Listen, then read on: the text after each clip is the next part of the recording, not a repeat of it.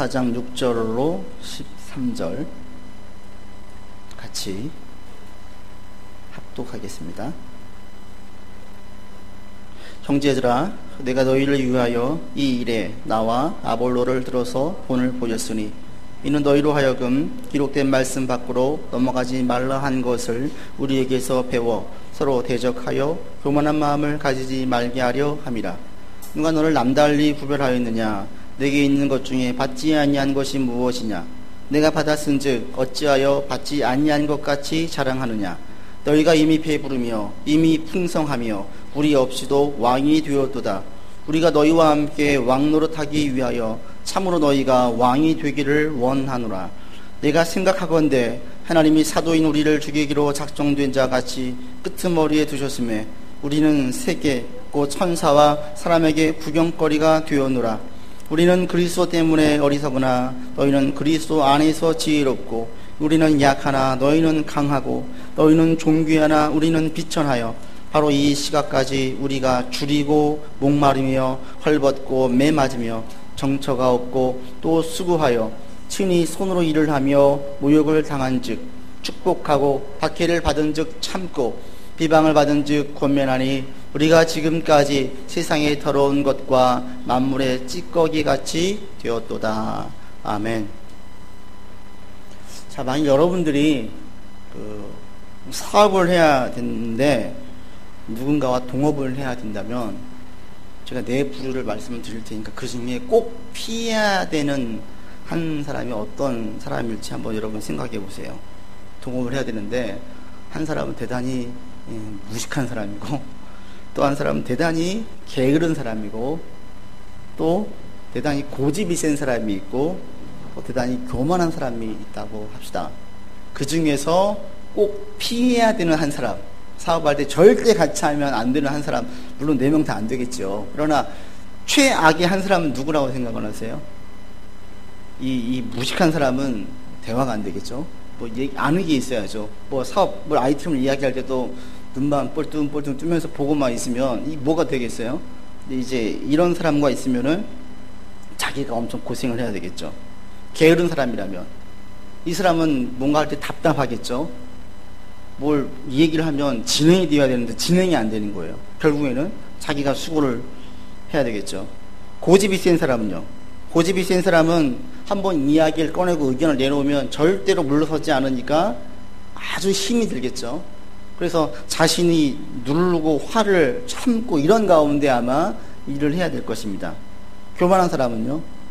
같이 일을 할 때 은근히 자기를 무시하고 또 자기 잘난 척에 자기 도취에 빠져 있다 보니까 가끔씩 자존심 상할 일들이 종종 있겠죠.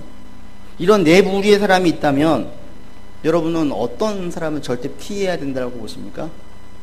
1번 무식한 사람, 2번 게으른 사람, 4번 고집이 센 사람, 4번 교만한 사람. 손가락으로 해보세요. 누굴 것 같으세요? 여러분들 볼 때. 성경에는 두 번째 또 직접 또 사업을 하시는 분이니까 제일 와닿을 수도 있겠는데 성경으로 볼 때는 제가 사업은 모르지만 같이 동업할 때 성경에 볼 때 정답은 교만한 사람이에요. 답을 이야기할 때 성경적으로 보면요, 무식한 사람은 성경에서 뭐라고 얘기하냐면 의견이 없으면 일이 경영되어지지 않는다고 이야기해요. 그러니까 일이 진전이 없는 거예요. 자기가 무엇인가를 짜내지 않으면 안 되는 거예요. 그 다음에 게으른 사람이 있을 때에는 거기에 굶주린다라고 이야기를 해요. 그래서 게으른 사람과 일을 하다 보면 굶지 않기 위해서는 내가 배로 고생을 해야 되는 거예요. 동업자가 게으르면. 고집이 센 사람은, 이 사람은 자기 이 고집이 센 사람 가운데 성경에서 뭐라고 이야기하냐면 다툼이 계속 일어난다고 이야기합니다. 그러니까 고집이 센 사람이 있으면 서로 고집이 있어 보세요. 싸움밖에 없어요. 그러니까 이 동업을 할 때에도 계속 싸우면서 해야 되는 거예요. 그러니까 이건 전부 다 내가 참고 내 고생이 있는데, 교만한 사람은 뭐라고 이야기하냐면 교만은 패망, 망한다고 해요. 그러니까 교만한 사람과 함께하면 이거는 어떻게 할 수가 없어요. 그냥 망하는 거예요. 무식한 사람, 게으른 사람, 고집이 센 사람은 내가 소가리를 하면서 그냥 가면 돼요. 내가 고생하면서 가면 돼요. 그런데 교만한 사람은 갈 수가 없어요. 망해버리기 때문에. 이게 성경적으로 볼 때 이게 답입니다. 오늘 본문이 사실은 이걸 이야기를 해요. 바울이 지금 분쟁에 대한 이야기를 1장부터 쭉 해왔는데 분쟁이 가져온 여러 죄를 이야기했습니다. 그 중에 오늘 또 하나의 죄가 있는데 그 죄는 바로 교만이라고 이야기를 합니다. 그러면서 너희가 지금 교만하기 때문에 너희가 사역자들을 판단하고 당을 지었다라고 말합니다. 여러분 8절을 보십시오. 같이 읽어보죠. 너희가 이미 배부르며 이미 풍성하며 우리 없이도 왕이 되었도다. 우리가 너희와 함께 왕 노릇하기 위하여 참으로 너희가 왕이 되기를 원한다. 왕 이야기를 3번 반복하죠. 이건 진짜로 이들을 높이는 말이 아니라 사실은 역설적인 책망이에요. 너희가 지금 왕 노릇하고 있구나, 네가 지금 왕이 되었구나, 이렇게 이야기하면서 사실은 이들의 교만한 마음을 책망하고 있습니다. 이들의 이 왕 노릇하는 모습을 3가지 이야기하면서 바울과 우리들이라고 하는 바울과 동역자들은 그들과 반대로 대조해서 이야기를 해요. 그럴 때에 여러분 10절에 보십시오. 이렇게 이야기합니다. 10절 같이 읽어보죠. 우리는 그리스도 때문에 어리석으나 너희는 그리스도 안에서 지혜롭고, 우리는 약하나 너희는 강하고, 너희는 존귀하나 우리는 비천하다. 우리는 바울을 포함한 사역자들을 말합니다. 우리는 어리석었고 약하고 비천했다. 근데 너희 왕 노릇하는 너희들, 교만한 너희들은 지혜롭고 강하고 그리고 너희는 존귀하구나 라고 이야기해요. 실질적으로 이들이 왕이란 얘기가 아니라 왕 노릇하고 있다고 이야기하며 너희가 지금 교만에 빠져 있다, 이걸 지적합니다. 그러면서 교만한 사람들에게 보이는 특징 3가지를 얘기해요. 그들은 특징은 뭐냐면 첫 번째는 스스로를 대단히 지혜롭게 여긴다. 두 번째, 스스로를 대단히 강하다고 여긴다. 세 번째, 스스로를 대단히 존귀한 자로 여긴다라는 거예요. 만약 이런 사람들 여러분 보게 되면 가급적이면 이런 사람들과는 동역하지 않는 게 좋다는 겁니다. 첫 번째, 바울이 이야기하는 이 지혜롭다, 너희가 스스로 지혜롭구나 라고 이야기하는 이 지혜롭고, 이 부분에 대해서 먼저 말씀을 드리겠습니다. 이건 역시 바울은 역설적인 책망입니다. 왜? 우리는 그리스도 때문에 어리석었다라고 얘기해요. 너희는 지혜롭지, 근데 우리는 어리석어, 이걸 이야기해요. 그러면서 스스로 너희가 지금 지혜롭다고 생각하지, 이 이야기예요. 한번 생각해 보십시오. 스스로 지혜롭다고 여기는 사람들의 특징이 뭘까요?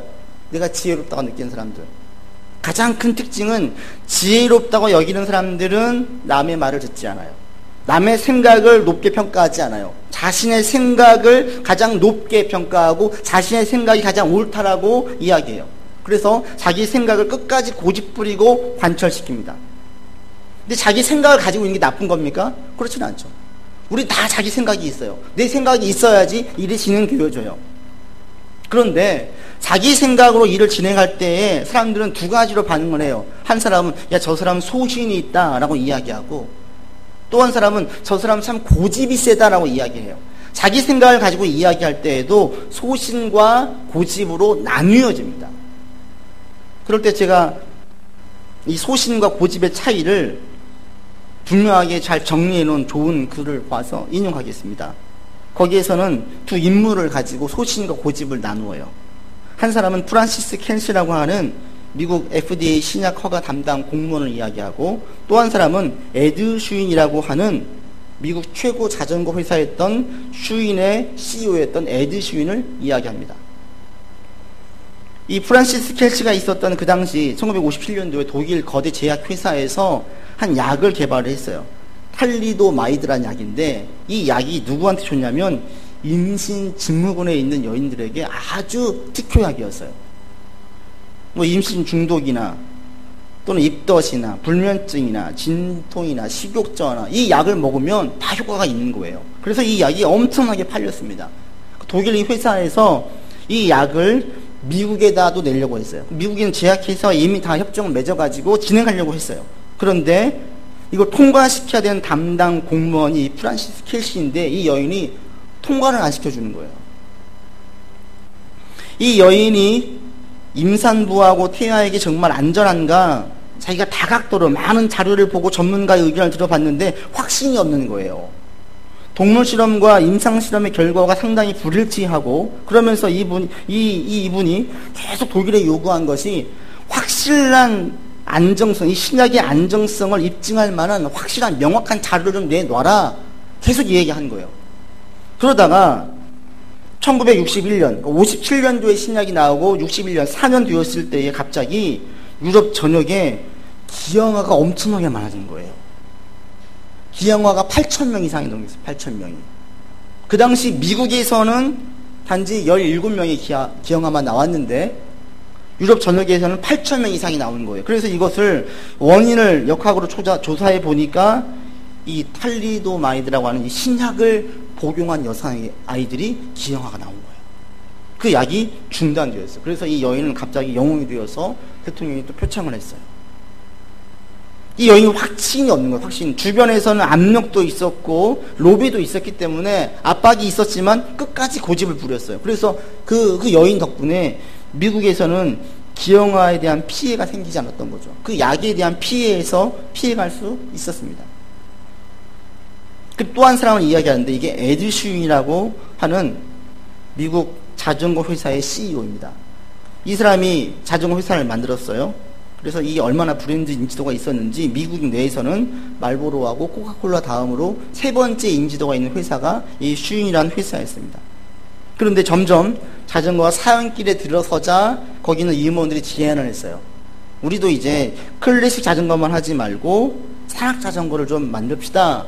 그랬는데 이 CEO가 난리가 난 거예요.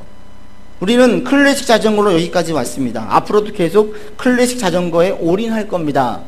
라고 하면서 산악 자전거에 대한 의견을 제시했던 임원을 해고해버렸어요. 그리고 1993년도에 이 회사는 파산을 맞이합니다. 이 두 인물을 가지고 비교를 해요.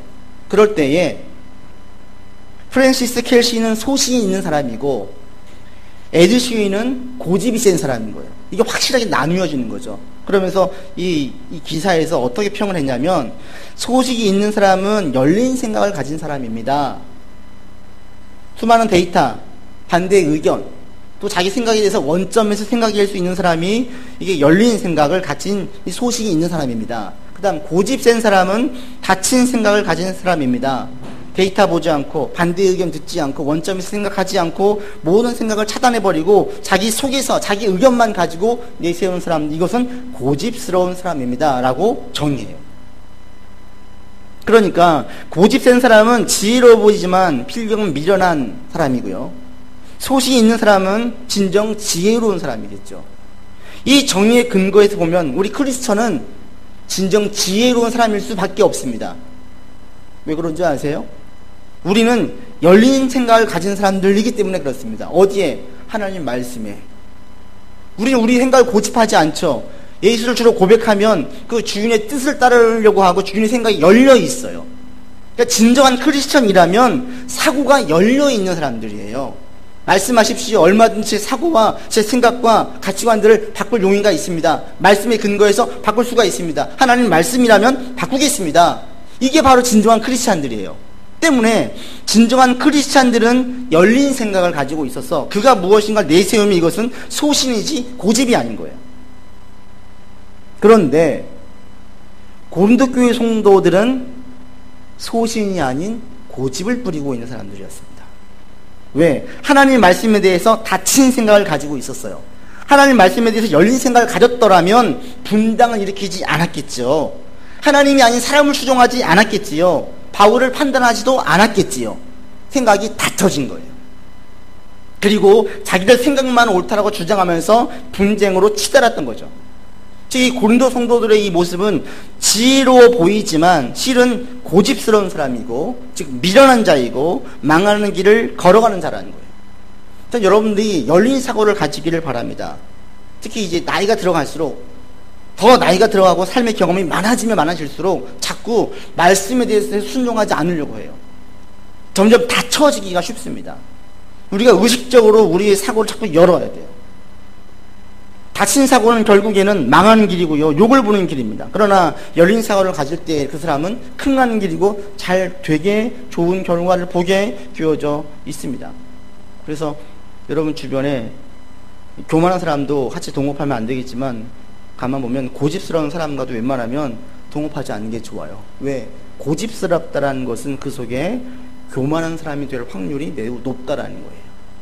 교만한 사람은 반드시 고집스러운데 고집스럽다고 반드시 교만한 건 아니죠. 그러나 고집스럽다면 교만할 확률이 대단히 높다는 거예요. 그러면서 바울은 나는 어리석다라고 이 얘기를 합니다. 왜 어리석냐? 12절과 14절, 3절에서 바울이 왜 자신을 어리석은 자로 이야기하는지가 설명하고 있습니다. 12절, 13절 우리 같이 읽어보죠. 또 수고하여 친히 손으로 일을 하며 모욕을 당한 즉 축복하고 박해를 받은 즉 참고 비방을 받은 즉 권면하니 우리가 지금까지 세상에서 들어온 것과 만물의 찌꺼기 같이 되었다라고 말하면서 우리는 그리스도 때문에 어리석은 자다라고 얘기해요. 이걸 지금 그 우리말 성경을 보면은 더 뜻이 분명해지는데 우리는 욕을 먹으면 오히려 축복이 좋고 핍박을 당하면 참았고 누가 우리를 비웃고 헐뜯으면 선한 말로 대답했다라고 얘기해요. 근데 이것이 대단히 어리석어 보이죠. 보세요. 누군가 욕을 하면 우리는 어떻게 해야 돼요? 어떤 사람이 지혜로운 사람이에요? 누군가 욕을 하면 같이 욕을 해야 되는 거예요. 누군가 욕을 했는데 축복하는 사람 우리는 이 사람은 지혜롭다고 이야기합니까? 아니 너 왜 바보짓해 그러지요. 세상 사람들이 볼 때 바울과 사역자들은 어리석어 보였습니다.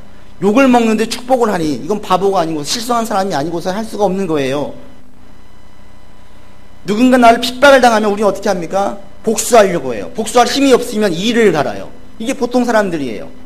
이게 지혜로운 사람이라고 생각을 해요. 그런데 바울은 핍박을 당했는데 그냥 참아요. 얼마나 어리석어 보입니까? 비웃고 헐뜯는 말을 들었어요. 그럴 때는 그런 말을 다시는 하지 못하도록 같이 비웃고 같이 헐뜯어야 돼요. 그런데 바울은 비웃고 헐뜯는 말을 들을 때에 선한 말을 했어요. 얼마나 어리석어 보이겠습니까? 그래서 바울은 이렇게 얘기하는, 우리는 어리석어 보였지. 그리스도 때문에 어리석어 보인다라고 말합니다. 바울이 왜 이렇게 했습니까? 하나님 말씀에 열린 사고를 가지고 있기 때문에 그래요. 바울은 모욕을 당하면 기분이 안 상하겠어요? 똑같이 상해요. 누가 날 비방하면 화 안 나요? 같이 공격하고 싶지 않습니까? 공격하고 싶어요. 바울의 생각, 바울의 감정, 바울의 기분은 같은 복수예요. 그런데 그리스도의 말씀에 열린 사고를 가져서 자기의 생각이 아닌 그리스도의 말씀으로 행동하다 보니까 주변에서 어리석어 보이는 거예요. 또 왜 이렇게 바보같이 하니? 라고 이야기하는 거예요. 하나님 앞에서 열린 생각을 가질 때에 믿지 않는 사람들이 볼 때에는 어리석어 보일 수도 있습니다. 지금 바울이 그런 경우입니다. 그런데 여러분 그거 아세요? 세상 사람들이 볼 때에 어리석어 보이는, 하나님 앞에서 열린 생각을 가져서 세상 사람들이 볼 때에 어리석어 보이는 그 사람이 사실은 가장 지혜로운 자입니다. 그거 아세요?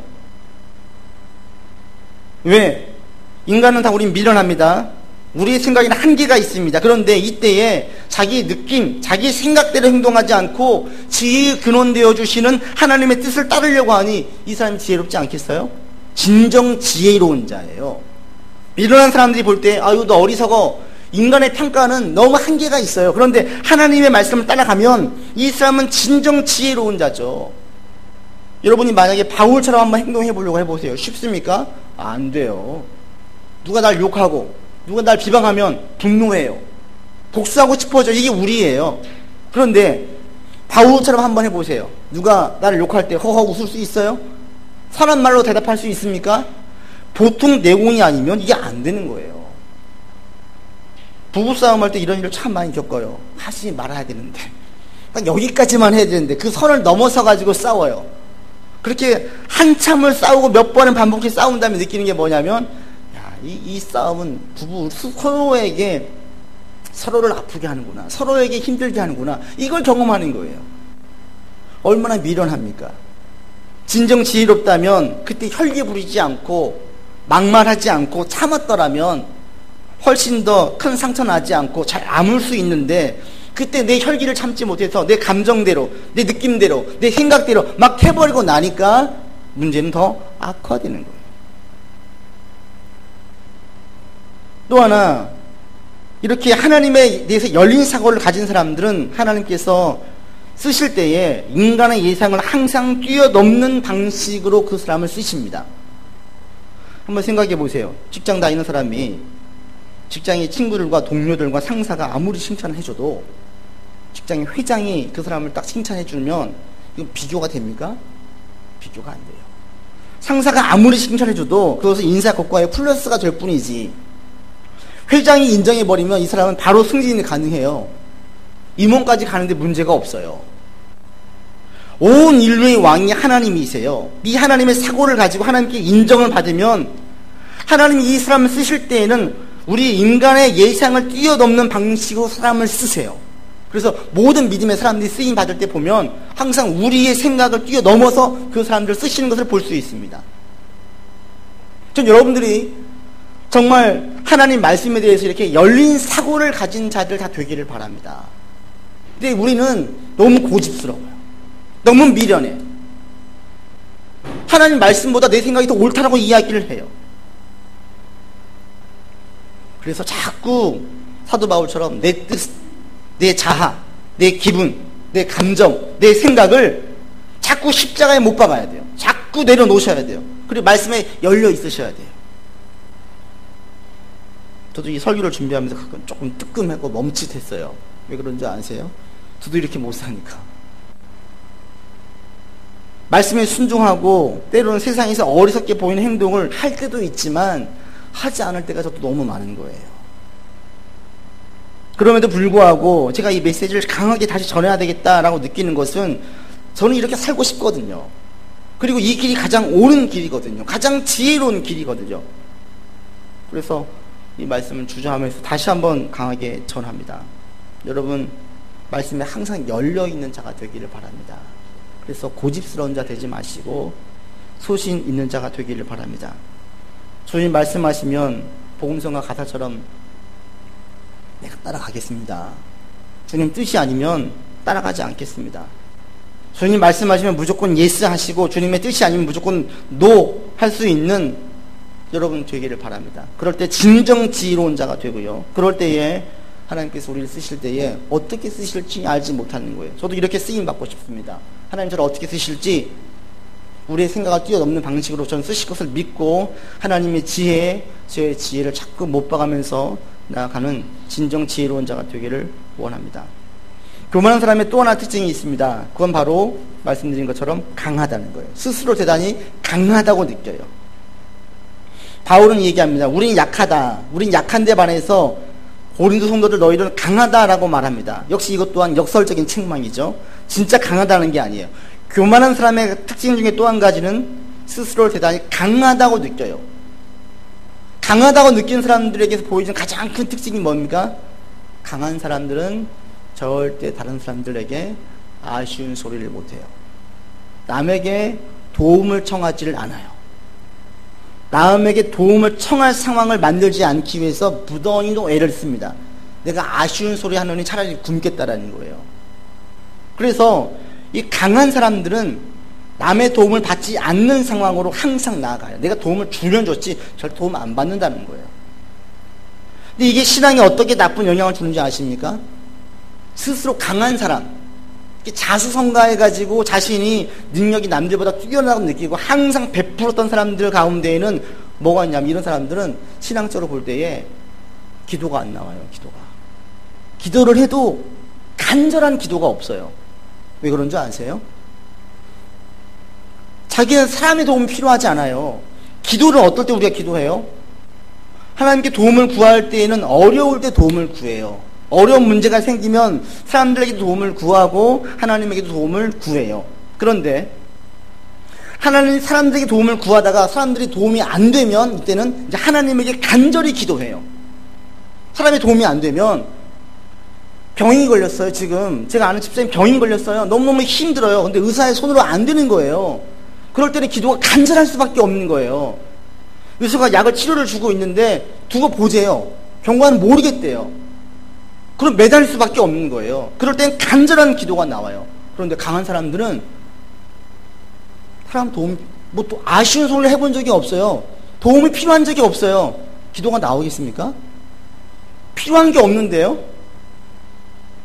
그런 사람이 기도를 한다고 해도 그 사람 속에는 간절함이 없어요. 간절함이. 지금 바울이 고린도 성도들에게 말한 너희가 강한 자의 특성을 가졌다, 너희가 강하구다 라고 얘기하는 게 바로 이런 의미예요. 너희는 분쟁하면서 이들 가운데에는 기도가 사라졌어요. 하나님의 도움을 바라지 않아요. 기도가 사라진 자에게는 또 나타난 특징은 뭐냐면 하나님의 살아계심을 경험하지 못한다는 거예요. 그 삶의 지금 현실 삶에서 하나님의 살아계심을 경험하지 못해요. 이들이 막 싸우고 다투다 보니까 기도 없어요. 하나님 도움 바라지도 않아요. 하나님의 도움이 필요가 없는 상태에 빠졌어요. 즉, 이 고린도 교회는 지금 하나님이 부재 중이에요. 하나님이 안 계신 교회가 지금 고린도 교회가 된 거예요. 하나님 계시다면 저기 계세요. 우리끼리 알아서 할 테니까. 지금 이 상황이 바로 고린도 교회라는 거예요. 그래서 너희들은 지금 강하다고 얘기하지만 강하지 않다는 겁니다. 그러면서 바울은 말합니다. 나는 약하다. 자신이 얼마나 약한지 11절과 12절에서 이렇게 말합니다. 같이 보시죠. 바로 이 시각까지 우리가 줄이고 목마르며 헐벗고 매맞으며 정처가 없고 또 수고하여 친히 손으로 일을 하며 몰골당한 즉 축복하고 박해를 받은 즉 참았다. 여기에 보면 바울이 얼마나 약했는지를 말합니다. 우린 지금 이 시간까지 굶주렸습니다. 목말랐습니다. 헐벗었습니다.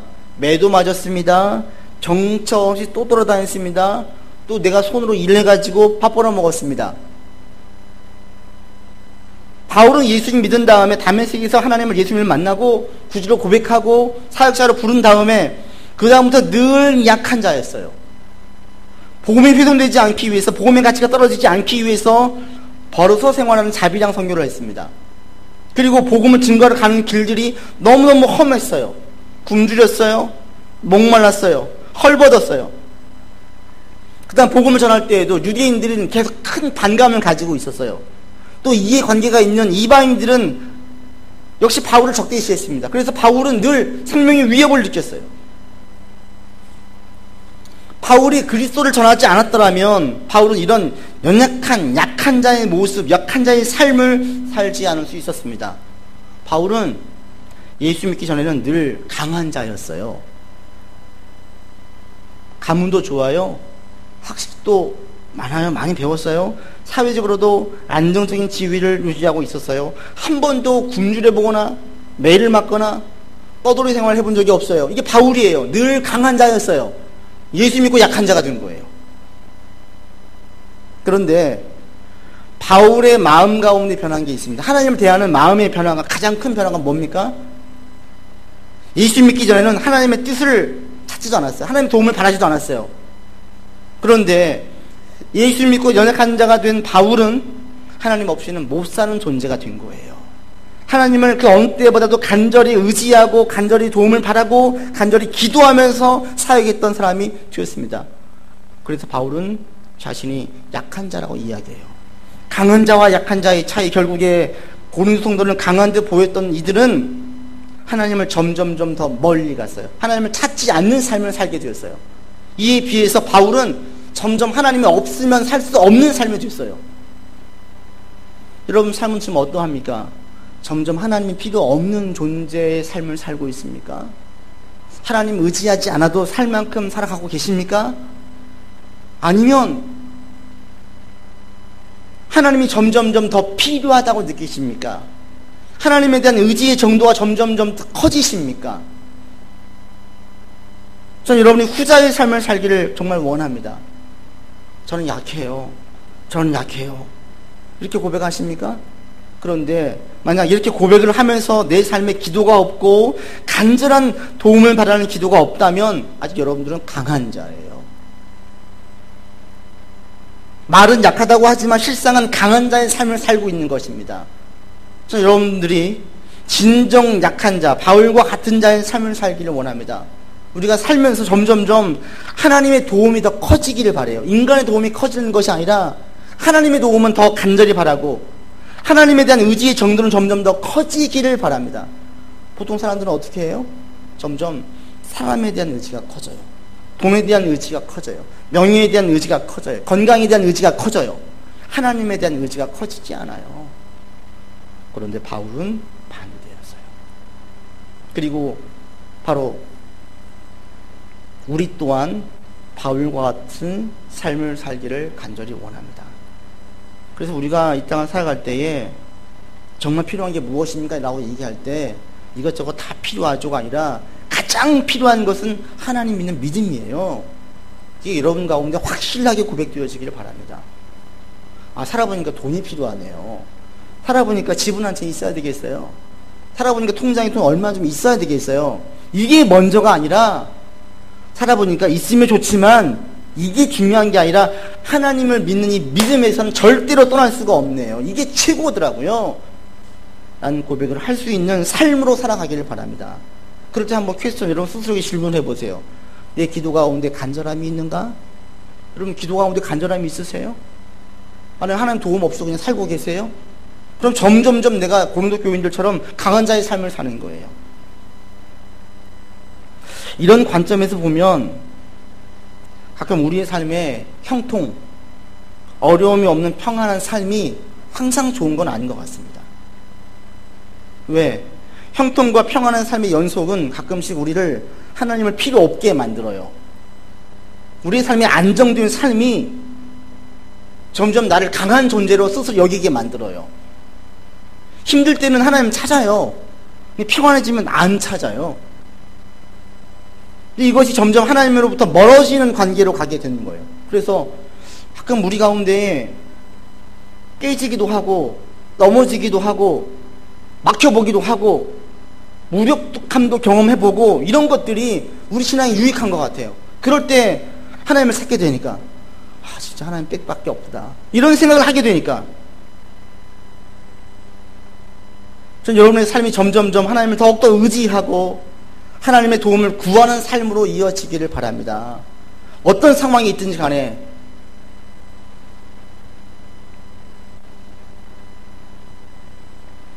그리고 이런 삶을 살아갈 때에 바울이 자신 있게 이렇게 이야기할 수 있는 것은 사실은 바울이 진정 강한 자이기 때문에 그렇습니다.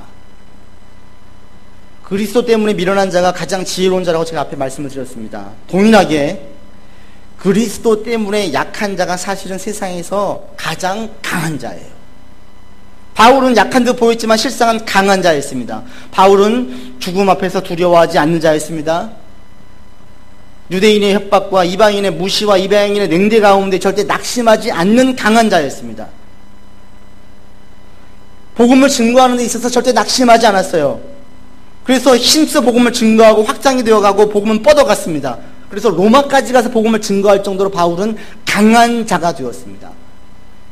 그리고 자기 삶에 대해서도 한 번도 후회하지 않아요. 한탄하지도 않아요. 하나님을 원망하지도 않아요.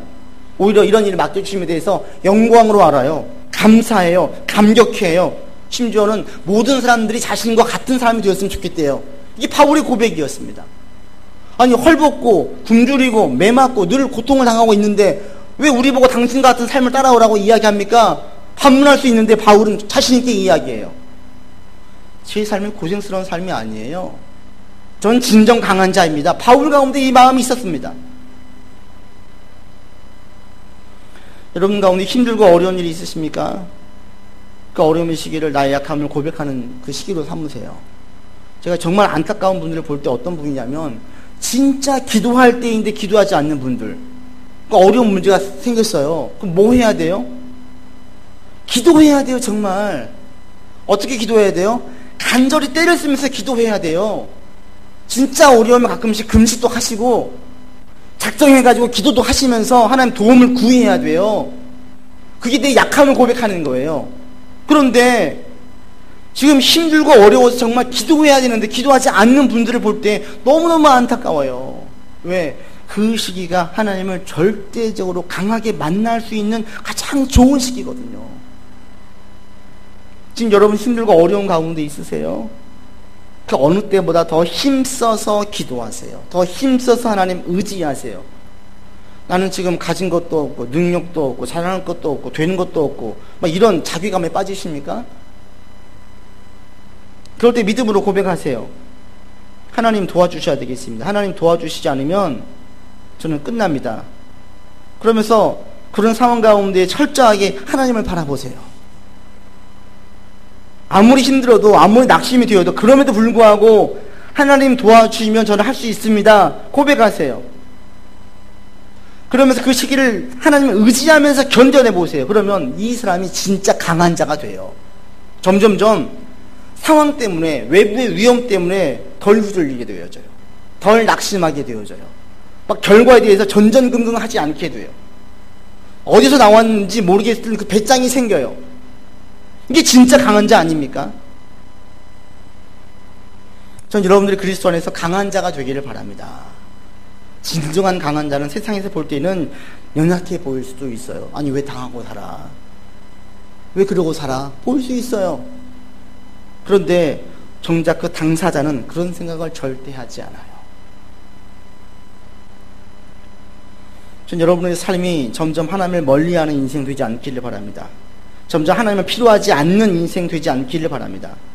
우리 인생이 하나님을 더 가까이, 하나님을 더 의지하는 삶이 되어서 바울과 같은 진정한 강한 자로 서시고 어떤 상황에도 위축되지 않고 낙심하지 않고 더 담대하게 그 시기를 이겨낼 수 있는 진정 강한 십자가의 용사가 다 되기를 주 이름으로 권면을 드립니다. 기도합시다.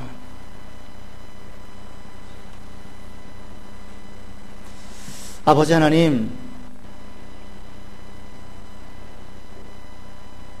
바울은 그리스도 때문에 약한 자가 되었습니다.